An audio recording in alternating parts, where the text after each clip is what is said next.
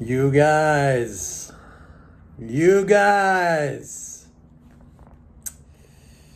every time I want to go, you pull me back in. You pull me back in. Like that scene from Godfather 3. Every time I want to go, you pull me back in.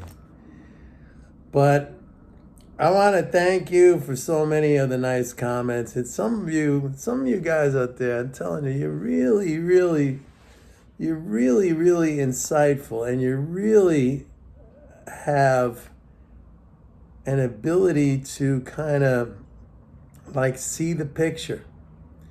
And by that I mean just kind of like psychologically and dealing with people. And that's a rare skill, you know.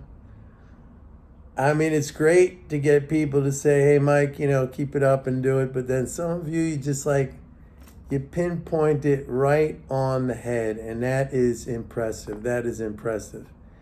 Anyway, I guess I'm going to keep doing this for a while. Listen, folks. So we're up again today. 2 days ago or 3 days ago, I said that was the bottom, buy that dip.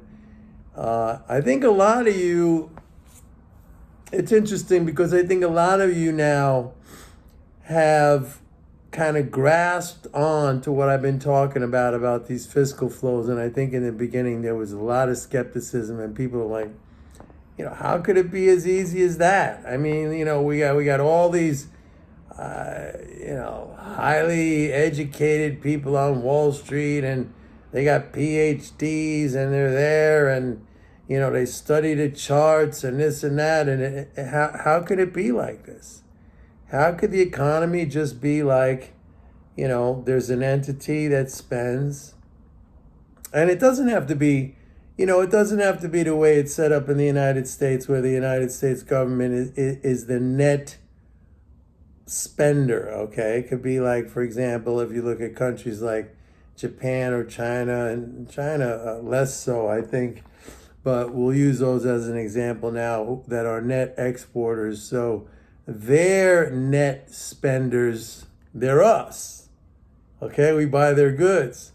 So somebody has to be the net spender. And I think if you boil it down to a very simplified understanding, which I think a lot of you are getting now from, I've been using the analogy of the swimming pool.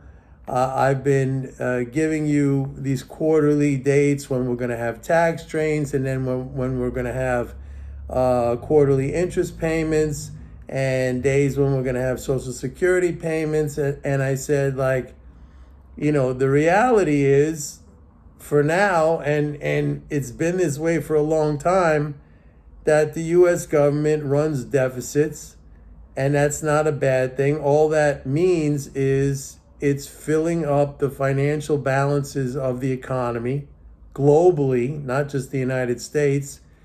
And sometimes that rate of flow is high. Sometimes it's not so fast.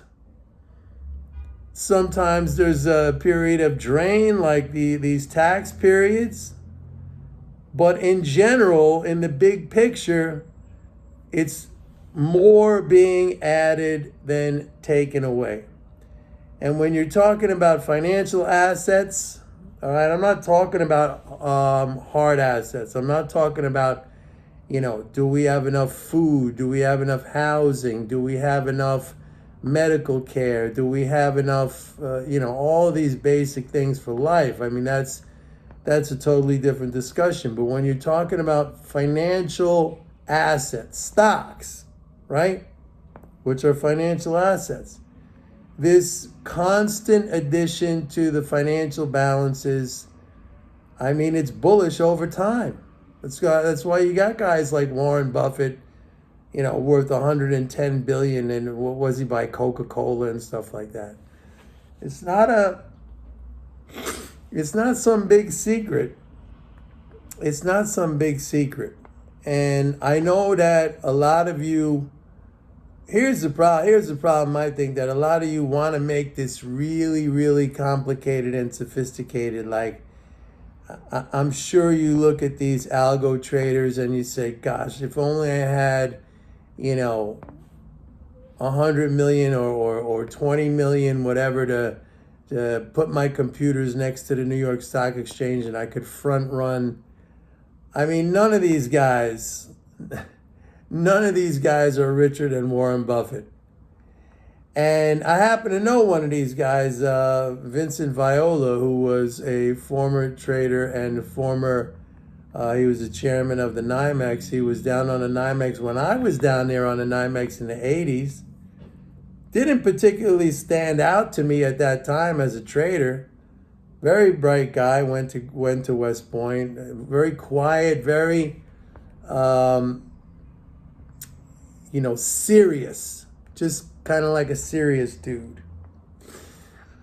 Never stood out to me as a flamboyant trader. Like I had Louis Borsellino on here. Now he was a character, and you could do a documentary on him, and it's fun. I mean, he's just like a fun guy to watch, and he's got an interesting life, and he's a tough guy, really tough guy. Not that Vincent Viola is, and he went to West Point. But the point I'm trying to make is that a lot of you want to make it really complicated and hard. You want to think there's some secret magical ingredient, some special kind of fairy technical analysis, or you want to be like Jim Simons, who runs the Renaissance Fund, who's maybe some kind of mathematical genius. I mean, none of us are at that level, and he's made money, but he's nowhere near Warren Buffett. He's nowhere near Warren Buffett. And sorry, I'll even use an example that has nothing to do with investing in the stock market, okay? The richest man in the world right now, what's his name? The French dude, his name escapes me, but he owns LMVH, Louis Vuitton, Moet Hennessy, brands. How can I forget his name? God damn it. You guys post it up here. So like, it's not even, Musk is launching rockets to space. He's got self-driving cars. He's got electric cars. Amazon was just a complete innovator and industry killer for retail. I mean, these are great, great entrepreneurs. Absolutely amazing entrepreneurs with vision and with the ability to execute. But then you have this guy, the French dude, who's at the top, and what did he do? He bought brands. Louis Vuitton, Dom Perignon, Hennessy. He bought brands. He didn't invent anything. He just bought brands. And what's the reason I'm saying this? I'm saying this because it's not that complicated. And I hate it when you guys want to make it like real fast, but I understand that. I totally understand that. Like, we all want to make it real fast. We want to make it like tomorrow, next week, and that's it. We're done. We could enjoy our lives. Somebody said, like, what, you work like 65 years, then you get your Social Security, then, your average lifespan is 78, so you got 13 years to enjoy it. I mean, that's bullshit. That's fucked up. I understand that. We want to do better than that. We want to do better than that for ourselves. We want to do better than that for our families. But if you start young enough, and I gave this example the other day of a guy, nice guy, he bought some coffee from me. I'm getting into the coffee roasting business as a sideline. He said, Mike, I met the girl of my dreams, and, I want to build up a nice life. And I'm like, how old are you, dude? I'm like, 36. Jesus Christ. I mean, you got so much time to make that happen. Like, just don't think it's going to happen tomorrow. That's the thing. So the interesting thing for me is that a lot of you have, you're starting to see it. You're starting to see it with these flows. And by the way, here's a question. What would happen if the flows stop? There's only one way for the flows to stop.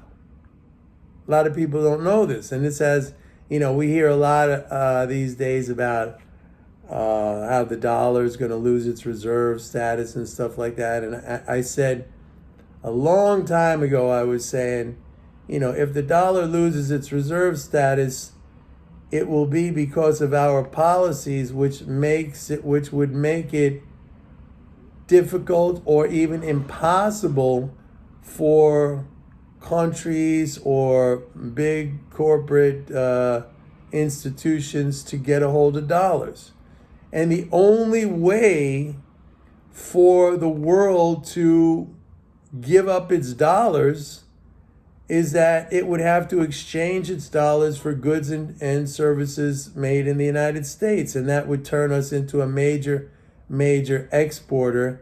And so we wouldn't need the government anymore funding. It would be coming from foreigners. The net flow, the net positive flow would be from foreigners. Now, I don't see that happening, anytime soon. I see that a little bit happening with oil. Like up until the Obama administration, we didn't export. The United States was not an oil exporter. We just did not do that. I think it was illegal actually. And then Obama opened it up a little bit, and then Trump opened it way up, and now we're a big net exporter of crude and petroleum products. So, that's one way that the rest of the world is exchanging its dollars for U.S. goods. Basically, they're buying petroleum. But we got a long way to go, man. I mean, we still got 65, 70 billion, monthly trade deficits. But that's not a thing to worry about. I mean, it's just Japan is not the world's reserve currency. The yen is not the world's reserve currency. It's a wealthy nation. People live there with a high standard of living. I mean, all this doom and gloom about, it's going to, there might be a trade in there that we can make money on if that's, the way it's going to go. But somebody has to be the net spender. Somebody has to be the net spender. And it's not like all these cockamamie proposals you hear from Russia and China. We're going to do this gold back thing or this or that. Somebody has to be the net spender, and it's the United States. Now, the final thing I want to end up with is to point out another bit of absolute lunacy. I mean, lunacy is just almost too meek, too mild of a word. There's stories all over the internet now about the collapse in the Argentine peso. They raised interest rates again. And this, this all factors in or ties into what we're seeing here in the U.S. with the Fed.